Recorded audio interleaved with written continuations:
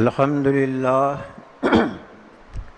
الحمد لله الذي لم يزل ولا يزال حيا قيوما عالما قديرا مدبرا سميعا بصيرا أشهد أن لا إله إلا الله وحده لا شريك له وأشهد أن محمدا عبده ورسوله أعوذ بالله من الشيطان الرجيم بسم الله الرحمن الرحيم لينصرن الله من ينصره إن الله لقوي عزيز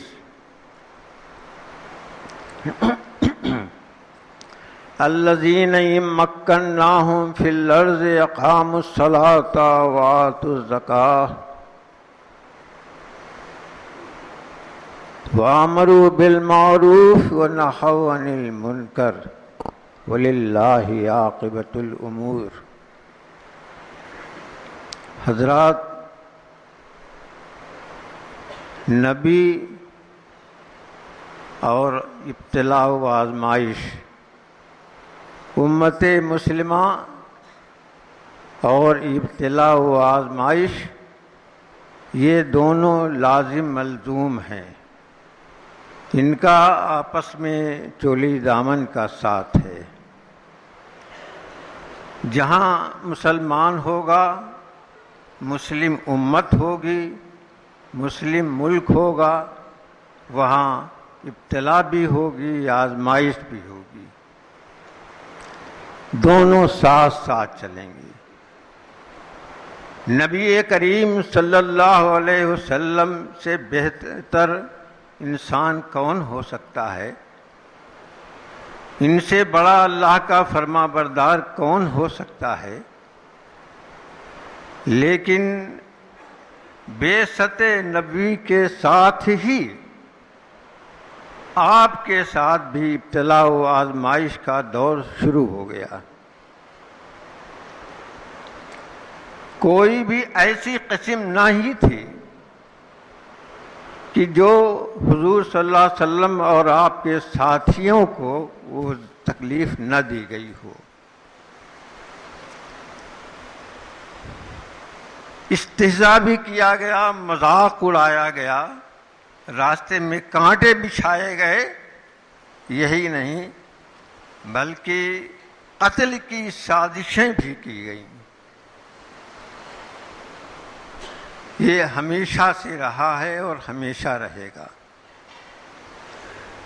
اسی لیے جب ابتلاء و آزمائش کا دور زیادہ چل رہا تھا، صحابہ کرام پریشان تھے۔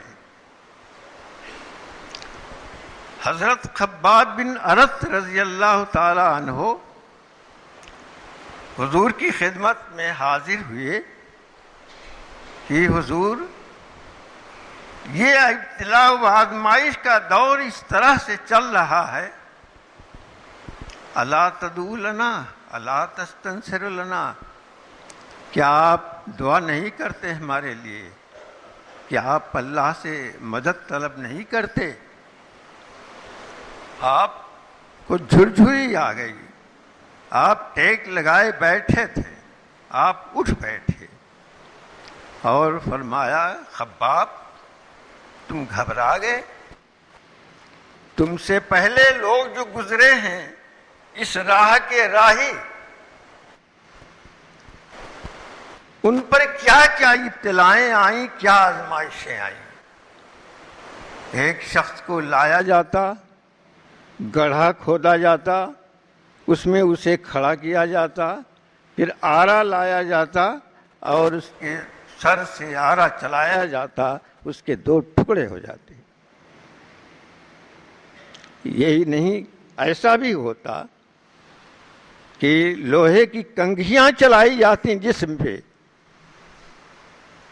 اور وہ کنگھیاں گوشت پوست سے گزرتے ہوئے اعصاب کو کاٹتے ہوئے ہڈیوں تک پہنچ جاتی ہیں۔ یہ ایسا وقت لوگ اس سے تم سے پہلے جو لوگ گزرے ہیں ان کو اس طرح سے آزمائشوں سے دوچار ہونا پڑا. اسی طرح یہ عام بات تھی. انہی خباب کا واقعہ ہے کہ خلافت عمر کے زمانے میں ایک بار حضرت عمر رضی اللہ تعالی عنہ نے حضرت خباب سے فرمایا کہ اپنی پیٹھ دکھاؤ. پیٹھ انہوں نے کھول کر دکھائی تو اس میں آبلے سفید داغ تھے.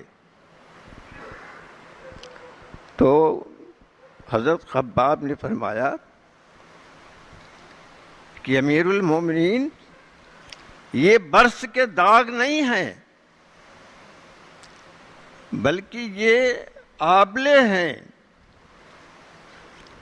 جب مشرکین لٹا دیتے ہمیں لٹا دیا,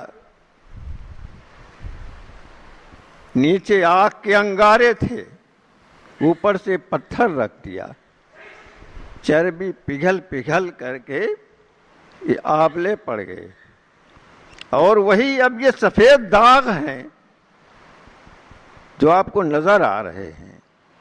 وہ سفید داغ برس کے داغ نہیں تھے, بیماری نہیں تھی, بلکہ وہ آبلے تھے جو یہ شکل اختیار کر گئے. اس طرح کی بے شمار آزمائشیں, تمام صحابہ اس میں ملوث تھے. جو غریب اور غلام تھے ان کو تو ستایا ہی جاتا, ہر شخص ان کو ستاتا, لیکن جو بااثر لوگ تھے ان کو بھی ان کے خاندان والے نہیں چھوڑتے تھے, طرح طرح کی آزمائشوں میں انہیں مبتلا کرتے تھے. اور خود حضور صلی اللہ علیہ وسلم آپ جانتے ہیں کس طرح سے آزمائشوں سے آپ دوچار ہوئے.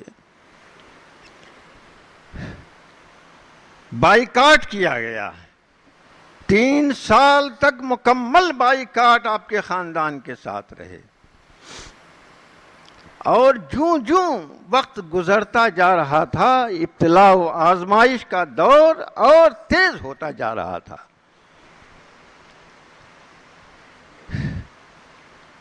جب سن 10 ہجری میں سن 10 نبوی میں آپ کے چچا ابو طالب اور آپ کی زوج محترمہ حضرت خدیجہ رضی اللہ تعالی عنہا آپ کے لیے بہت بڑا سہارا تھے, لیکن انتقال ہو گیا دونوں کا. وہ بڑا سخت وقت تھا, انسانوں میں کوئی سہارا دینے والا نہیں تھا, کوئی تسلی دینے والا نہیں تھا. اس وقت جب یہ انتقال ہوا ہے اتنا غم ہوا ہے حضور کو کہ اس کا نام ہی عام الحزن پڑ گیا, غم کا سال. ان حالات سے گزرتے ہوئے حضور نے سوچا کہ چلو اب مکہ کی سرزمین بنجر ہو گئی ہے, چھوڑ دو اس کو, چلو کہیں اور چلیں. حضور چلے گئے, طائف گئے کہ شاید وہاں کچھ اللہ کے بندے مل جائیں جو اس سلسلے میں ہماری مدد کریں. وہاں جب گئے تو وہاں بجائے اس کے کہ وہ کوئی مددگار آپ کو ملتا, بلکہ کچوکے لگائے انہوں نے آپ پر کہ آپ جیسا آدمی, اس سے تو بات کرنا فضول ہے, ایسے آدمی سے بات کرنا فضول ہے, یا تو آپ جھوٹے ہیں, ورنہ آپ آئے تھے, آپ کے ساتھ ملائکہ کا ہجوم ہوتا, ہٹو بچو کی صدائیں بلند ہوتی, اس طرح سے آپ آتے. لیکن آپ ایسے ہی آ گئے, تو ایسے آدمی سے بات کرنا فضول ہے. اور اوباشوں کو, لونڈوں کو غنڈوں کو لگا دیا آپ کے پیچھے، جو پتھر مار مار کر کے آپ کو لہو لہان کر دیا. آپ کا نال مبارک خون سے بھر گیا. اس وقت بھی حضرت جبریل علیہ السلام تشریف لاتے ہیں اور کہتے ہیں کہ یہ ہمارے ساتھ ملک الجبال ہے، اگر آپ فرمائیں تو طائف اور مکے کے دونوں طرف کی پہاڑیاں ملا دی جائیں اور ان کا چور چور ہو جائے. آپ نے فرمایا نہیں، یہ نہیں تو ان کی اولاد ایمان لائے گی. اس طرح سے یہ حالات آتے رہے. لیکن جب کوئی چیز انتہا کو پہنچ جاتی ہے تو پھر اس کا ریئیکشن ہوتا ہے. اللہ تعالیٰ کی بھی یہ سنت ہے کہ جب کوئی چیز انتہا کو پہنچ جاتی، ابتلا و آزمائش کی انتہا ہو جاتی ہے، تو پھر اللہ کی مدد شامل حال ہوتی ہے. حضور کو قتل کرنے کا پروگرام بنایا گیا. تمام خاندان کے نمائندوں نے آپ کو گھیر لیا کہ آپ جیسے ہی کمرے سے نکلیں آپ کو قتل کر دیا جائے، سب لوگ مل کر کے قتل کریں. اور یہ اللہ کی، جب اللہ اپنے بندے کی مدد بھی کرتا ہے، اس نے مدد کی اور وہاں سے آپ صحیح سالم نکل باہر چلے گئے. جب غار ثور پہنچے، غار ثور میں جا کے وہاں چھپ گئے. حضرت ابو بکر رضی اللہ تعالی عنہ آپ کے ساتھ تھے. ثانی اثنین اذ ہما فی الغار، دوسرے تھے حضرت ابو بکر رضی اللہ تعالی عنہ. حضرت ابو بکر خیال ہو رہا تھا، جب تلاش کرنے والے اس غار تک پہنچ گئے تو کانپ اٹھے. حضرت ابو بکر رضی اللہ تعالیٰ عنہ نے فرمایا کہ اگر یہ اپنی پیر کی طرف دیکھ لیں تو ہم نظر آ جائیں گے. غار تک پہنچ گئے تھے تلاش کرتے ہوئے. ایک نے کہا کہ ہو سکتا ہے اس غار کے اندر ہوں، تو دوسرے نے کہا کہ تم پاگل ہو، یہ کیسے ہو سکتا ہے، اس غار کے اندر کیسے ہو سکتے ہیں؟ یہاں کبوتر نے انڈے دے رکھے ہیں، مکڑی نے جالے تن رکھے ہیں، اگر کوئی شخص اس کے اندر گیا ہوتا تو یہ سب ختم ہو جاتے. مکڑی کے جالوں میں ساری ان کی عقل مندی ختم ہو کے رہ گئی.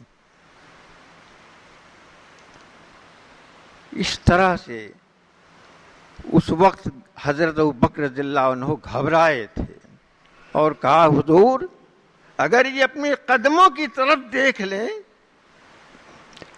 تو ہم نظر آ جائیں گے.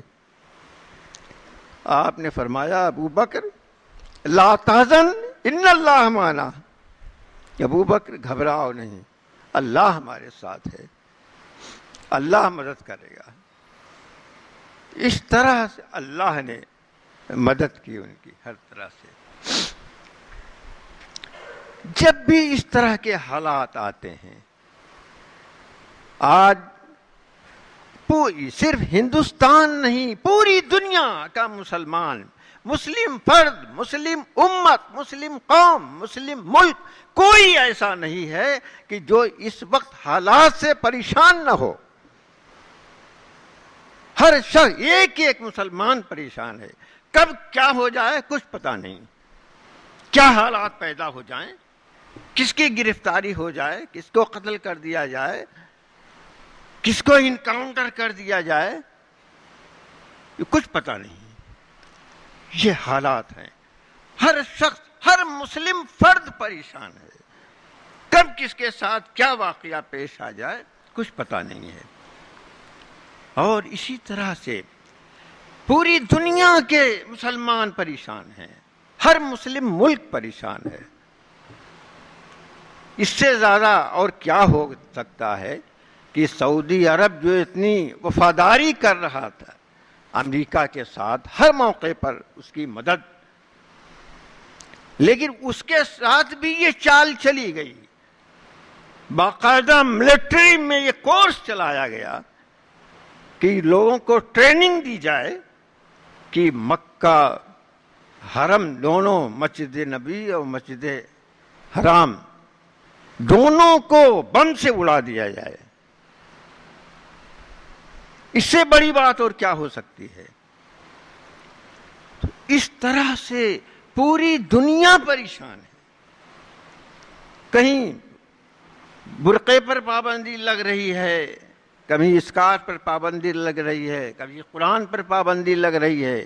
اس طرح سے یہ مختلف انداز دشمنی کے ظاہر ہو رہے ہیں، لیکن اسی کے ساتھ ساتھ آپ یہ بھی بڑی خوشی کی بات ہے اور یہ بہت حوصلے کی بات ہے، کوئی اور امت اس جگہ پر ہوتی، اس مسلم امہ کی جگہ پر، تو شاید وہ مرتد ہو جاتی، اپنے دین سے پھر جاتی۔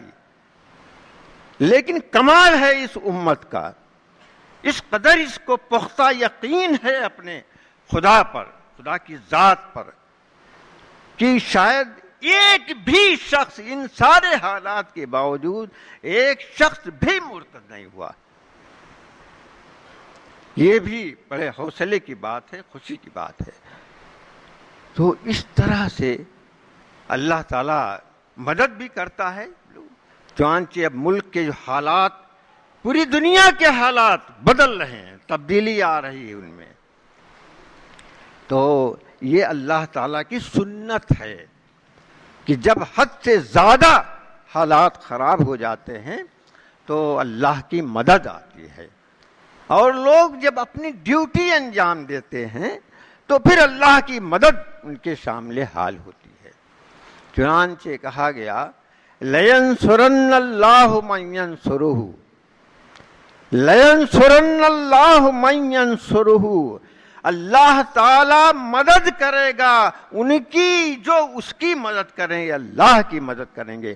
اللہ کی مدد کیا ہوگی؟ اللہ کو کیا ضرورت ہے مدد کی؟ اس کے دین کی مدد، اس کے دین کی مدد، اس کے دین پر چلنا، اس کو پھیلانا، دوسروں کو بتانا، اس کو غالب کرنا، یہ ہے دین اور اس کی مدد۔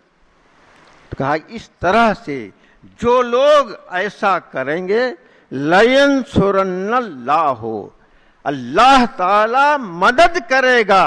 لا ینصرن یہ گرامر کا ہے، عربی کے گرامر جو ہے، جب کسی بات میں کوئی تاکید پیدا کرنی ہوتی ہے تو ینصرن کا وہ استعمال کرتے ہیں صیغہ، اور اس میں مزید لا ینصرن اللہ کا ہے، ضرور لازماً اللہ تعالی مدد کرے گا ان کی جو اس کی مدد کریں گے، اس کے دین کی مدد کریں گے۔ لَيَنْصُرَنَّ اللَّهُ مَن يَنْصُرُهُ إِنَّ اللَّهَ لَقَوِيٌّ عزیز، بلا شبہ اللہ تعالی قوی ہے، غالب ہے، قوی عزیز ہے۔ قوی تو خود ہی کافی تھا کہ بڑا زبردست طاقت والا ہے، اللہ تعالیٰ قوی ہے، مضبوط ہے، وہ جو چاہے کر سکتا ہے، لیکن اس کے ساتھ عزیز کا لفظ لایا گیا ہے۔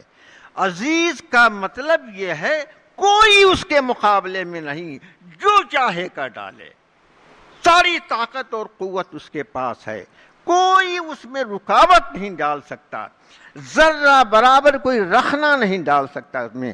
عزیز ہے، بے پناہ طاقت والا ہے وہ۔ ان اللہ لقوی عزیز، بے پناہ طاقت والا ہے۔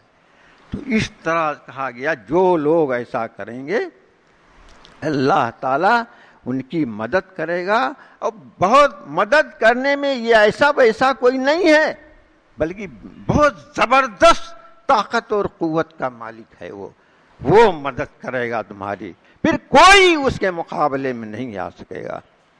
اور جب مدد کرے گا تو پھر کہا گیا الذین مکناہم فی الارض، مدد کرے گا کیا مطلب ہے اس کا مدد کرے گا؟ مدد ایک تو مدد یہ کہ اللہ تعالیٰ قیامت میں مدد کرے گا، وہاں بخش دے گا، ان کو جنت دے گا. لیکن آگے جو بات کہی جا رہی ہے وہ یہ ہے کہ جو مدد اس کی جو ہوگی دنیا میں بھی ہوگی. الذین مکناہم فی الارض، ہم یہ لوگ انہیں ہم اقتدار بخشیں گے زمین میں ملک میں، انہیں ہم اقتدار بخشیں گے. الذین مکناہم فی الارض، اور ان کی خصوصیات کیا ہوں گی؟ اقاموا الصلاۃ وآتوا الزکاۃ، یہ نماز قائم کرتے ہیں، زکوٰۃ ادا کرتے ہیں. نماز زکوٰۃ یہ دونوں یہ مثال کے طور پر دیے گئے ہیں. اقاموا الصلاۃ کا مطلب ہے کہ اللہ کے حقوق ادا کرتے ہیں، اللہ کی فرما برداری کرتے ہیں تمام معاملات میں. اور وآتوا الزکاۃ، زکوٰۃ ادا کرتے ہیں، بندوں کے حقوق ادا کرتے ہیں، اللہ کے حقوق بھی ادا کرتے ہیں، بندوں کے حقوق بھی ادا کرتے ہیں. یہ ان کی مثال ہوتی ہے. یہ اور اسی کے ساتھ ساتھ امروا بالمعروف ونہوا عن المنکر، معروف کا حکم کرتے ہیں، لوگوں کو بھلائی کی طرف بلاتے ہیں، اور منکر سے روکتے ہیں. امروا بالمعروف. تو اس طرح سے یہ خود 4 صفات ان کی بیان کی گئی ہیں کہ یہ خصوصیات ان کے اندر ہوں گی.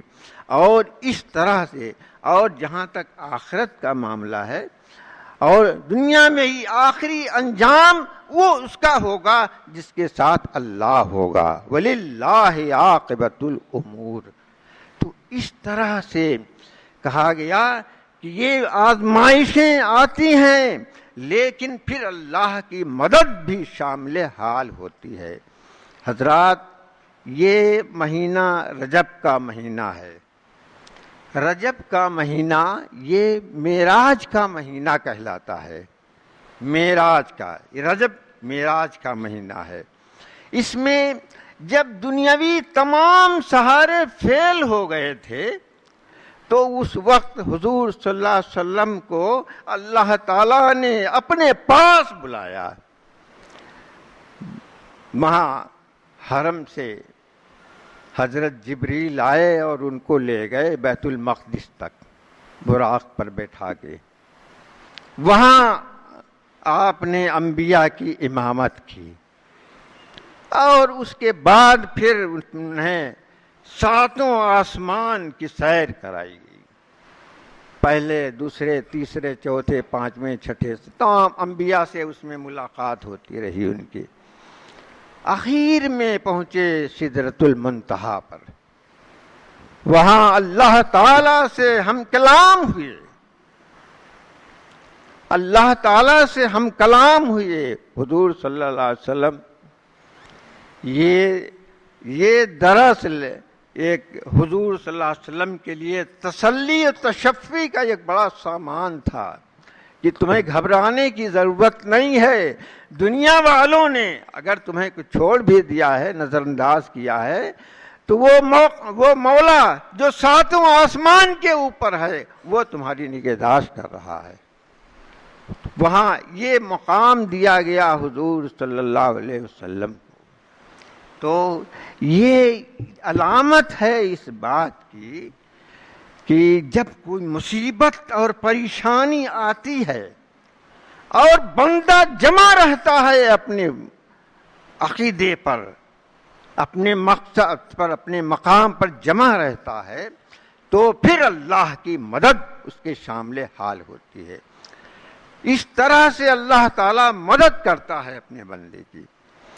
حضرت موسیٰ علیہ السلام جو اپنی قوم کو لے کر کے چلے، بنی اسرائیل کو، پہنچ گئے دریائے نیل کے پاس اور اب قریب تھا. وہاں جب پہنچے تو دریا ٹھاٹھیں مارتا ہوا پیچھے مڑ کے دیکھتے ہیں تو فرعون کا لشکر بھی آ گیا، اور اب بنی اسرائیل کے لوگ کہتے ہیں کہ موسیٰ تم نے تو مروا دیا ہمیں۔ اب آگے بڑھتے ہیں تو پانی میں ڈوبتے ہیں، پیچھے ہٹتے ہیں تو فرعون کے لشکر کا شکار ہوتے ہیں۔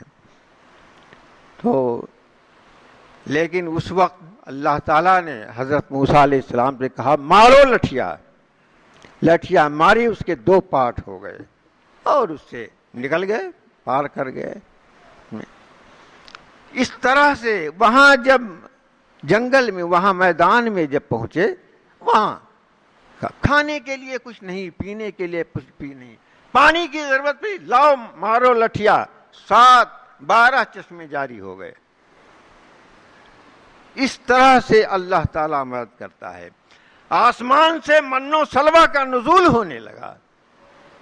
تو اس طرح سے اللہ تعالیٰ مدد کرتا ہے اپنے بندے کی جب وہ جمع رہتا ہے، اٹل رہتا ہے اس پر، اس کی فرما برداری کرتا ہے، تو اس طرح سے اللہ کی مدد شامل حال ہوتی ہے اور پھر راہیں اس کے لیے ہموار ہوتی ہیں۔ حضرت خباب بن ارت رضی اللہ تعالیٰ عنہ سے جب حضور صلی اللہ علیہ وسلم نے فرمایا تھا کہ تم گھبرا گئے، تم سے پہلے کے لوگوں پر اس سے زیادہ مصیبتیں آئی ہیں، پریشانیاں آئی ہیں، وہیں آپ نے خوشخبری بھی یہ سنائی تھی حضرت خباب کو کہ خباب گھبراؤ نہیں، بہت جلد وہ وقت آنے والا ہے کہ جب ایک شخص صنعاء سے حضرموت تک، ایک ملک، ایک شہر سے دوسرے شہر تک سفر کرے گا، سوائے خدا کے اسے کوئی خوف نہیں ہوگا، سوائے صرف خدا کا خوف ہوگا۔ یہ اس زمانے میں یہ بات کہی جا رہی تھی کہ جب ہر شخص بھائی بھائی کا دشمن، ایک فرد دوسرے فرد کا دشمن، ایک قبیلہ دوسرے قبیلے کا دشمن، لوگ سفر نہیں کرتے تھے، بہت سارے قبیلے مل کر کے تب سفر کرتے تھے کہ پتہ نہیں کب کیا حالات پیدا ہو جائیں، کیا مصیبت آ جائے، کون ڈاکہ پڑ جائے۔ تو یہ حالات اس وقت، ان حالات میں حضور فرماتے ہیں کہ بہت جلد وہ وقت آنے والا ہے کہ جب صنعاء سے حضرموت تک ایک شخص سفر کرے گا اور اسے سوائے خدا کے کسی کا کوئی خوف نہیں ہوگا، نہ ڈاکو کا، نہ چور کا، نہ بدماش کا، نہ اور کسی دشمن کا، کسی کا، سب امن و امان ہوگا، ہر طرف سکون ہوگا۔ تو اس طرح سے کہا ہے حالات بدل جائیں گے۔ مکی دور میں حضور یہ فرما رہے ہیں جب حالات انتہائی خراب تھے، اس وقت کہ جب حالات بدل جائیں گے، تو اس طرح سے جب حالات بہت سخت ہو جاتے ہیں تو پھر اللہ کی مدد شامل حال ہوتی ہے۔ اللہ کا یہ وعدہ ہے اور لازماً یہ وعدہ اپنا پورا ہو کے رہے گا۔ وآخر دعوانا الحمدللہ رب العالمین۔